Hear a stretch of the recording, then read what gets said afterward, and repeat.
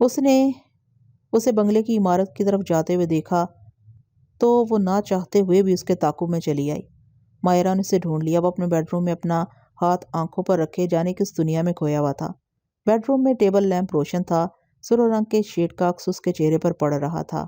مائرہ کمال رائے کو چند لمحے یوں ہی دیکھتی رہی، سوچتی رہی کہ اسے اپنی آمد کا احساس دلائے یا جس طرح آئی ہے ویسے ہی خاموشی سے واپس چلی جائے۔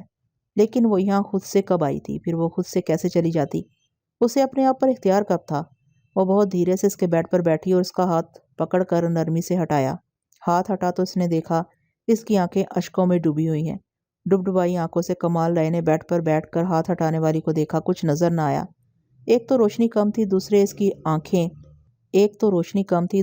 کی آنکھیں آنسوؤں سے بھری ہوئی تھی۔ پھر بھی اس نے جان لیا کہ وہ کون ہے۔ جب غزلیں سننے کا شوق ہے تو اپنے اندر سننے کا حوصلہ بھی پیدا کرو۔ مائرہ کا لہجہ دکھ سے بھرا ہوا تھا۔ مائرہ، میں اس وقت تنہا رہنا چاہتا ہوں، مجھے تنہا چھوڑ دو۔ کمال رائے نے بمشکل کہا۔ میں نہیں چھوڑوں گی تمہیں تنہا۔ مائرہ نے باختیار لہجے میں کہا۔ تم کیسے مرد ہو؟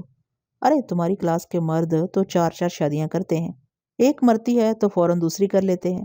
ایک تم ہو کے 15 سال سے ایک کو روئے جا رہے ہو، آخر کب تک رو گے اسے؟ مائرہ، میں ماروی کو نہیں بھول سکتا۔ اس نے اپنی بے بسی کا اظہار کیا۔ تم اسے بلانا نہیں چاہتے، تمہیں اپنے غم سے عشق ہو گیا ہے۔ مائرہ نے اسے آئینہ دکھایا۔ چلو ایسا ہی سمجھ لو۔ اس نے جیسے ہتھیار ڈال دیے۔ لیکن میں تمہیں سسک کر مرنے نہیں دوں گی۔ تم کون ہو؟ کمال رائے نے اٹھ کر بیٹھتے ہوئے کہا۔ اس کے لہجے میں تلخی تھی۔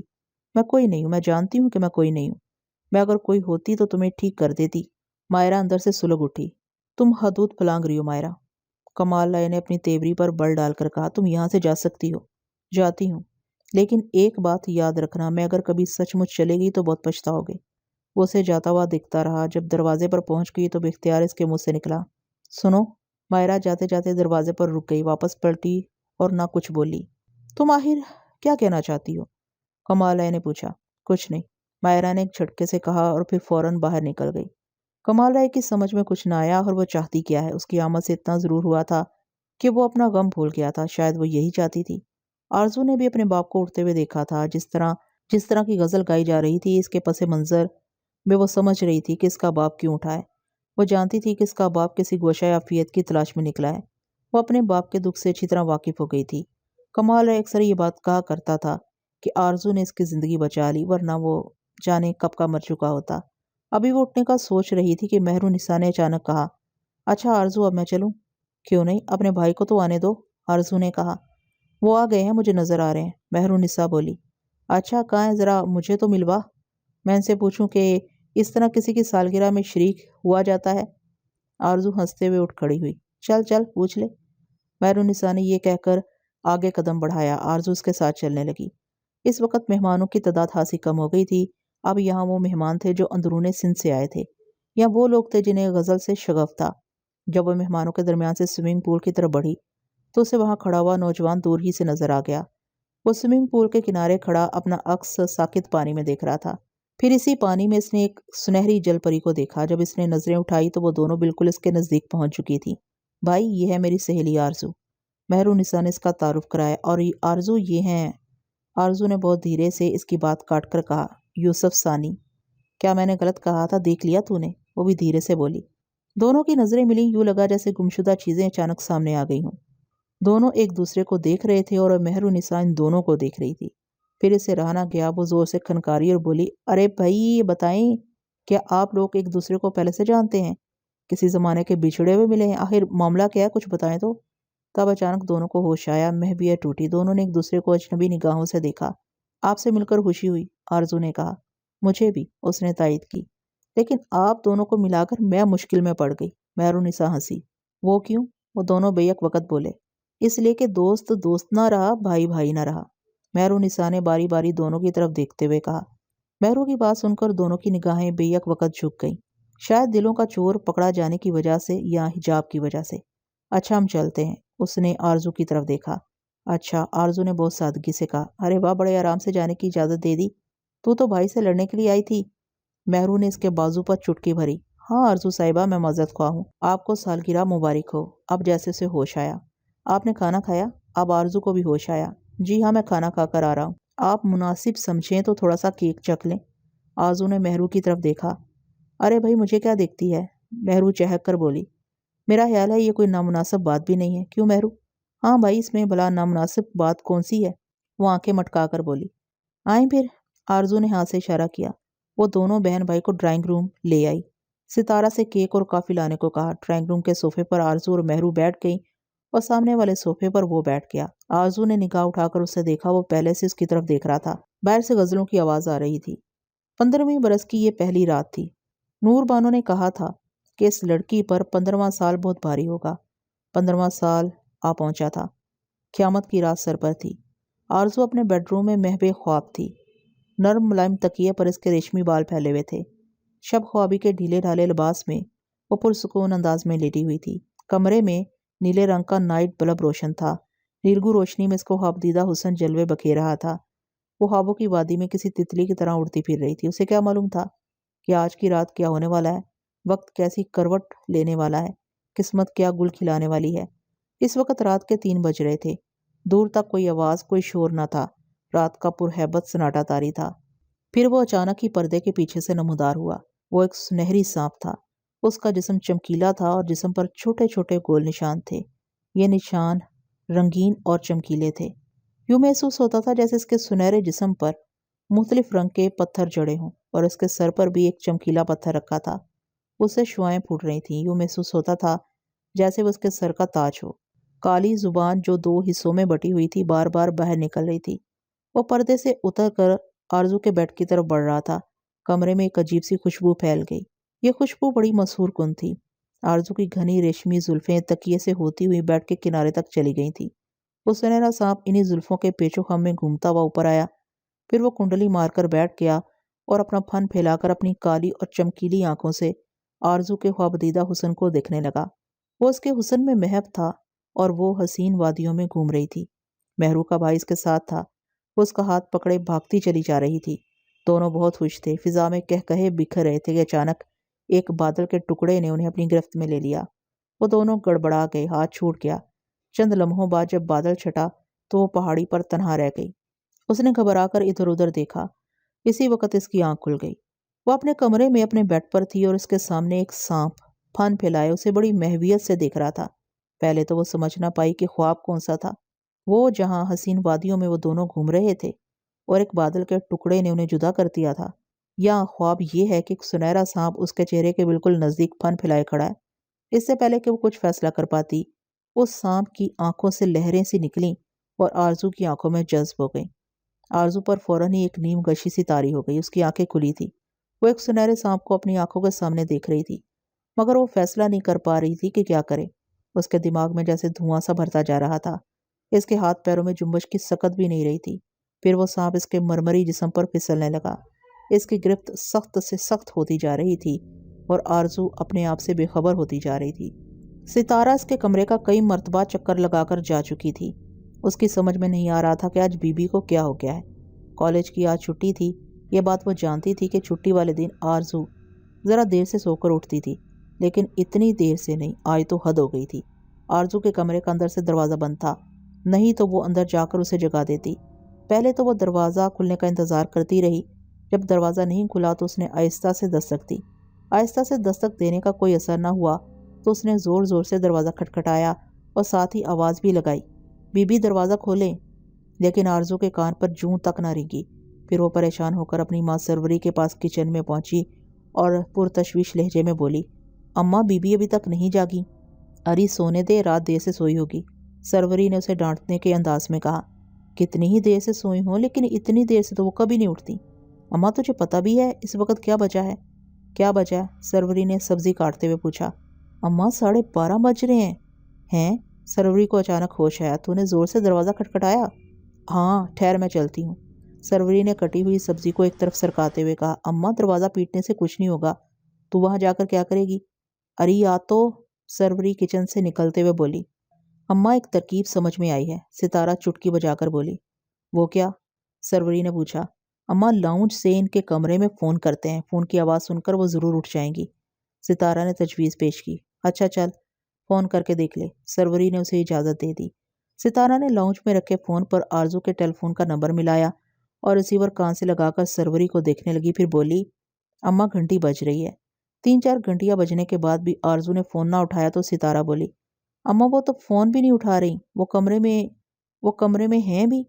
घंटी बजने दे, सरवरी ने इससे कहा। कमरे से आखिर वो कहाँ जाएंगी? सितारा रिसीवर कान से लगाए होने वाली घंटियों को बड़े इन्हमाक से गिन रही थी कि अचानक इधर से किसी ने रिसीवर उठा लिया।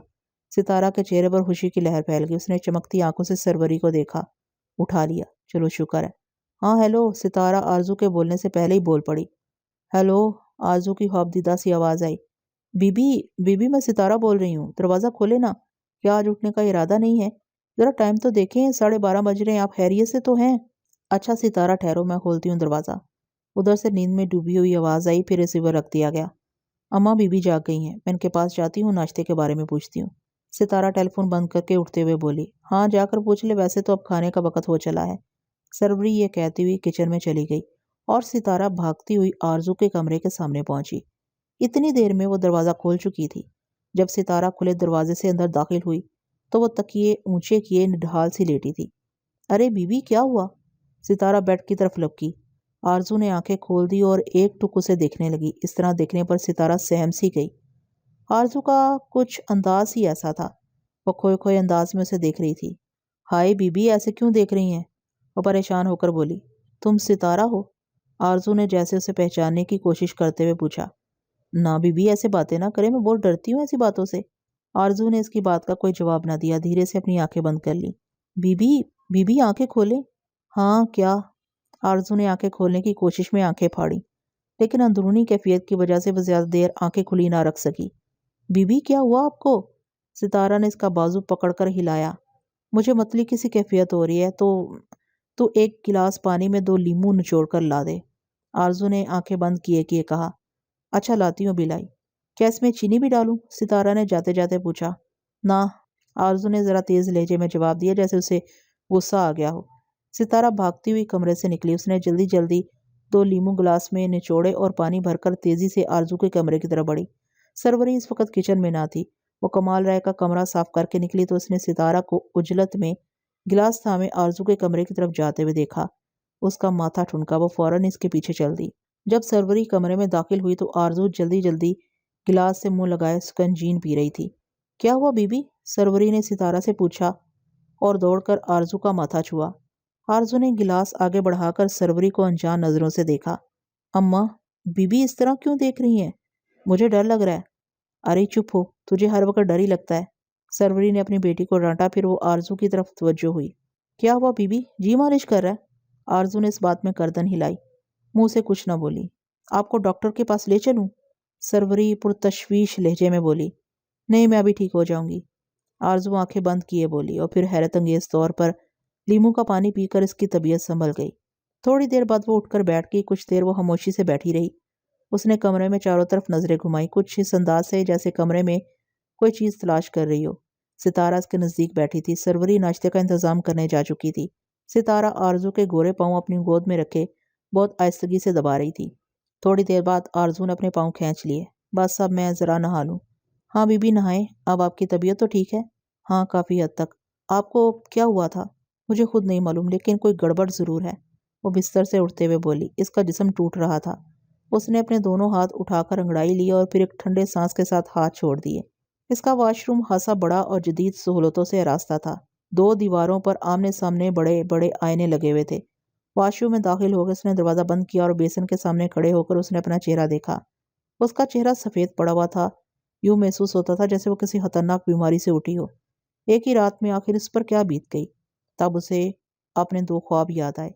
वो मेहरू के भाई के साथ वादियों में उड़ती फिर रही थी कि एक बादल ने उन्हें ढक लिया, और जब वो बादल उड़ा तो वहां मेहरू का भाई ना था। घबराकर उसने इधर उधर देखा। उसी वक्त इसकी आंख खुल गई। फिर उसे अपने बेड पर एक सुनहरी सांप फन उठाए नजर आया। इस सांप की आंखों से लहरें निकली। फिर आरजू को कुछ होश ना रहा। उसने बड़ी मुश्किल से उठकर दरवाज़ा खोला। उसकी तबीयत बोझल थी, शदीद नकाहत थी। जी मालिश कर रहा था। इसकी समझ में नहीं आ रहा था कि इसे हुआ क्या है, और अब यही कैफियत उसे अपना चेहरा देखकर हुई थी। वो अपना चेहरा देखकर फिक्रमंद हो गई थी। उसका चेहरा सुर्खी माइल था, लेकिन अब वही चेहरा सफ़ेद पड़ा हुआ था। वो कुछ देर अपने चेहरे को देखती रही। फिर इसने नलका खोलकर अपने मुंह पर पानी के छपाके मारे। वो दोनों वाकयात क्योंकि बेयक वक्त पेश आए थे, इसलिए इसकी समझ में नहीं आ रहा था कि कौन सा ख्वाब ہے اور کون سی حقیقت۔ پھر اسے خیال آیا کہ مہرو کے بھائی کے ساتھ وادیوں میں ہاتھ پکڑ کر گھومنے کا واقعہ تو کسی طور حقیقت نہیں ہو سکتا، کیونکہ اس سے تو آج ہی رات کو ملاقات ہوئی تھی۔ ہاں، وہ اس کا خواب ضرور دیکھ سکتی تھی، لیکن سانپ والا واقعہ بھی اسے حقیقت محسوس نہیں ہوتا تھا۔ اگر حقیقت ہوتا تو وہ اٹھ کر سانپ کو مارنے کی کوشش کرتی، کیونکہ اسے سانپوں سے قطعاً ڈر نہیں لگتا تھا، لیکن وہ تو سانپ دیکھتے ہی ہوش گنوا بیٹھی تھی۔ اس کا مطلب ہے سنہرے سانپ کو اس نے خواب میں دیکھا تھا۔ ابھی وہ شاور کے نیچے کھڑی ہوئی تھی اور شاور کو کھولنا ہی چاہتی تھی کہ سامنے بڑے آئینے پر اس کی نظر ٹھہر گئی۔ وہ بے دھیانی میں آئینے کی طرف بڑھی تاکہ اس نے جو کچھ دیکھا اسے روشنی میں اچھی طرح دکھ سکے۔ اسے اپنے پیٹ پر 2 ننھے سوراخ نظر آئے۔ اس نے گھبرا کر اپنے پیٹ پر نظر ڈالی۔ وہاں قریب قریب 2 ننھے سوراخ موجود تھے جو نلاہٹ لیے ہوئے تھے، اور یہ واضح طور پر کسی سانپ کے کاٹنے کے نشان تھے۔ تو کیا رات کو اسے کسی سانپ نے ڈسا تھا؟ وہ یہ سوچ کر ہی سراسیمہ ہو گئی۔ آرزو 1-2 دن کالج نہ جا سکی۔ پہلے دن جب کالج نہ گئی تو مہرونسا کالج میں بہت بور ہوئی۔ آرزو کے بغیر اسے کالج سونا لگتا تھا۔ وہ دونوں ہر وقت ساتھ ہی رہتی تھی، کلاس میں بھی پاس پاس بیٹھتی تھی۔ آرزو کالج بہت پابندی سے آتی تھی۔ آج وہ نہ آئی تو مہرونسا کا کالج میں بہت برا دن گزرا۔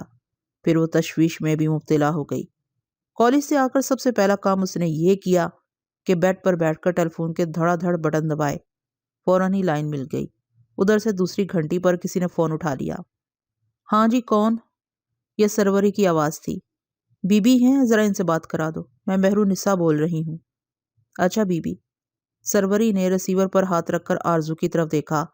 آرزو ناشتے سے فارغ ہو کر ٹیشو پیپر سے ہاتھ صاف کر رہی تھی۔ کون ہے؟ آرزو نے پوچھا۔ مہرونسا بی بی ہیں، سروری نے ریسیور اس کی طرف بڑھاتے ہوئے کہا۔ ہاں جی، آرزو ذرا اپنی آواز میں شکستگی پیدا کرتے ہوئے بولی۔ ہاں جی کی حال؟ آج کالج کیوں نہیں آئی؟ مہرو غصہ ہوئی۔ جاگتی آنکھوں سے رات بھر تیرے بھائی کے خواب دیکھتی رہی، صبح ہوئی تو دوپہر کو آنکھ کھلی، اس لیے کالج نہیں آئی، آرزو نے اپنی مخصوص بے تکلفی سے کہا۔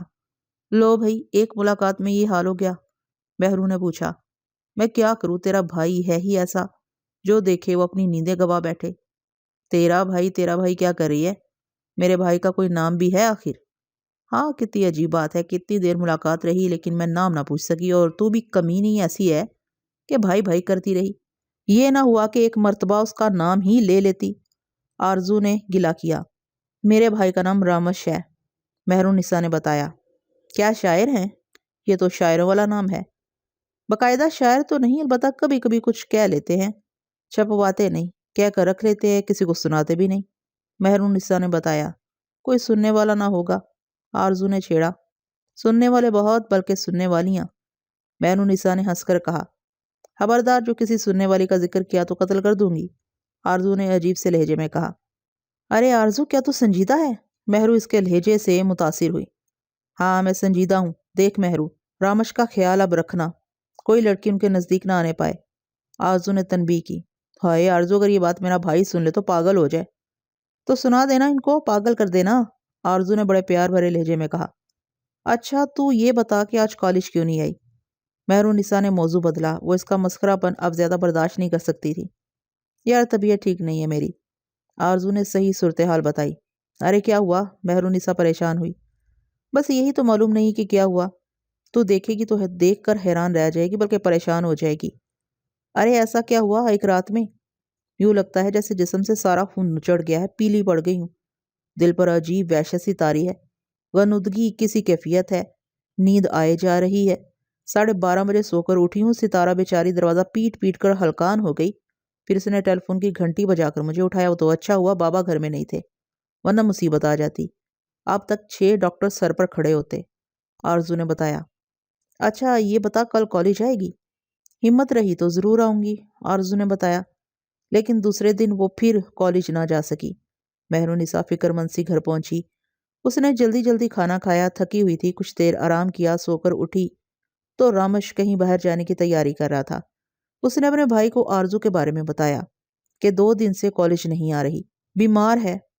تو رامش خیال یہ سن کر سوچ میں ڈوب گیا۔ اس کا جی چاہ رہا تھا کہ وہ اپنی بہن سے کہے کہ چلو اس کی عیادت کو چلتے ہیں، لیکن وہ کہہ نہ سکا، محض اپنی بہن کو دیکھتا رہ گیا۔